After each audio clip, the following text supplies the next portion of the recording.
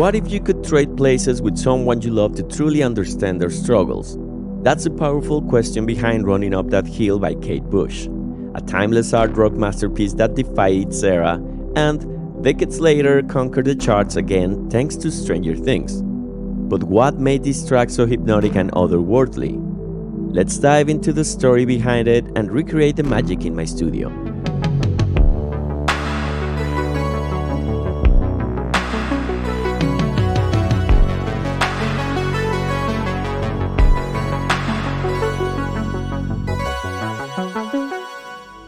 In 1985, Kate Bush recorded Running Up That Hill for her Hounds of Love album, using her home studio as a playground for innovation. The track all began on a Fairlight CMI, a revolutionary sampler that allowed her to craft her soundscapes instead of relying on presets like the Yamaha CS80, a synth used heavily in her production.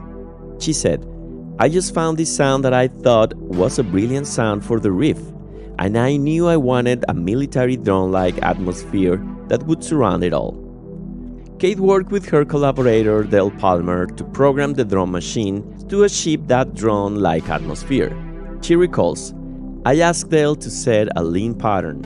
I sung him the part, and we set that to play the pattern round and round, while I worked out the vocal that would go over the top. The lean drum provided the heartbeat of the track, with its tom-heavy rhythm giving the song its haunting drive." But Kate didn't stop there. She used a Quantec reverb unit to freeze a harp-like sample from the Fairlight into a hypnotic drone. This created that mesmerizing intro that draws you immediately. And this is where the lean drum comes in. Kate's collaborator, Stuart Elliott, later added live snare fills to bolster Lean's group, but the foundation was all drum machine. Let's lay down that iconic beat.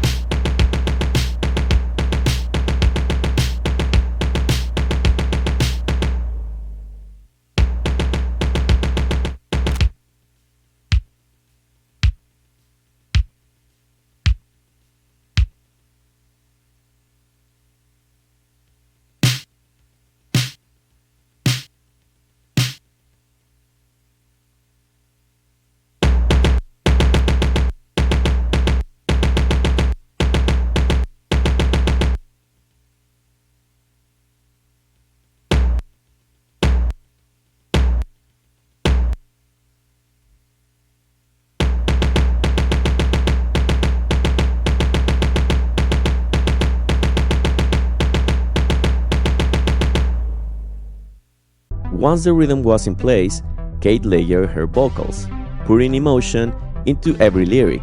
She added backing vocals and had her brother, Patty Bush, enhance the choruses with the ethereal sound of a balalaika. Kate describes the process.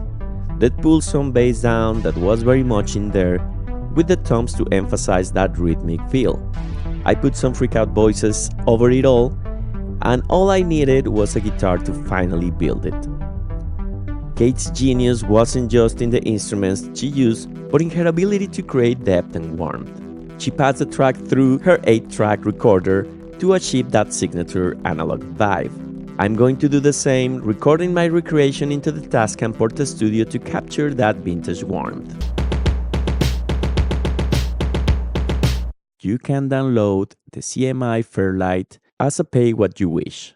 Something cool about that is that there's already some samples uploaded to the Fairlight of the song Running Up That Hill. As you can see, I used the Fairlight CMI and sampled the sounds to the Digitact, and then I'm gonna be passing them to the Logic Pro.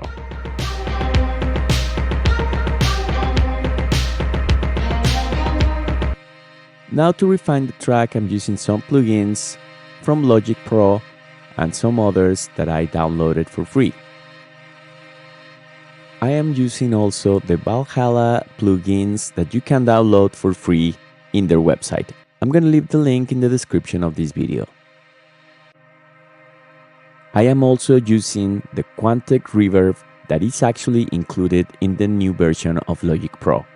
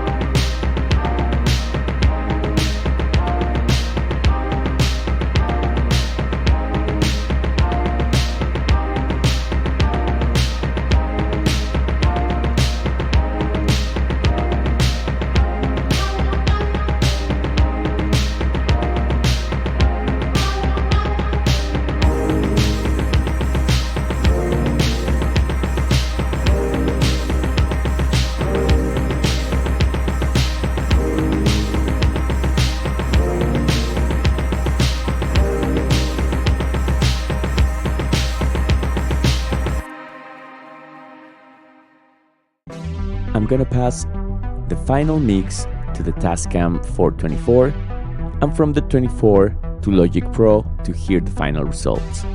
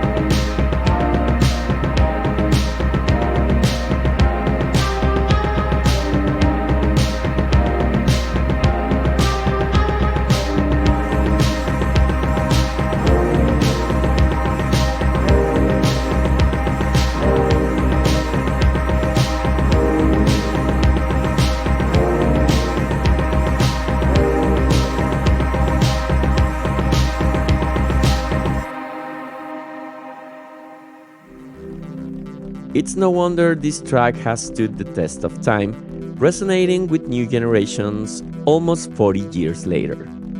If you love the stories behind these iconic tracks, don't forget to like, subscribe, and join me for more nostalgic explorations.